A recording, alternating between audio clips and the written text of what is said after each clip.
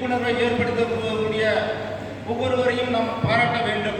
ஏனென்றால் ஒரு நாள் என்பது நமக்கு ஒரு முக்கியமான நாளை மட்டும்தான் நாம் நினைவு கூறுவோம். ஆனால் இந்த காடுகள் தினத்தையும் நாம் நினைவு கூர்ந்து பொதுமக்களிடத்தில் அதை எடுத்து கூறும்போது அதை நாம் மறக்கக்கூடாது.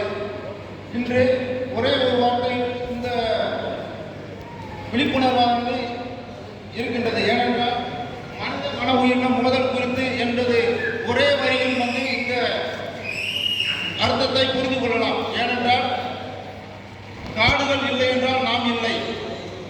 நமக்கு முன்னாடி தோன்றிய வன உயிர்கள் தான் நம்மை சுற்றி வாழ்ந்து உள்ளது. அதனால் முன்பு வீடெல்லாம் காடுகளாக இருந்தது, இன்று காடெல்லாம் வீடுகளாக மாறிவிட்டது.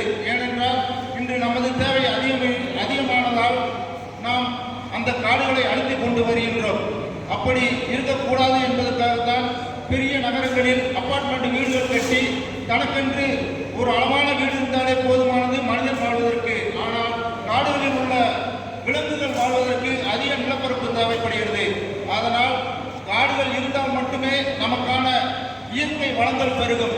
அந்த இயற்கை வளம் பெருக வேண்டும் என்றால் நாமும் அதனுடன் ஒத்துழைப்பு கண்டிப்பாக தந்திட வேண்டும்.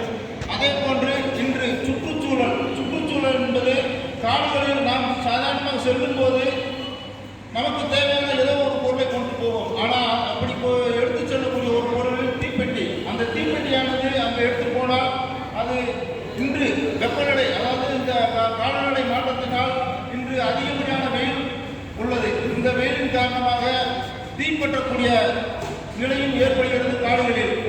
அதனால் பல உயிரினங்கள் அழியும். அந்த உயிரினங்களை பாதுகாக்கவே வனத்துறை முக்கிய பொறுப்பாக வைக்கின்றது.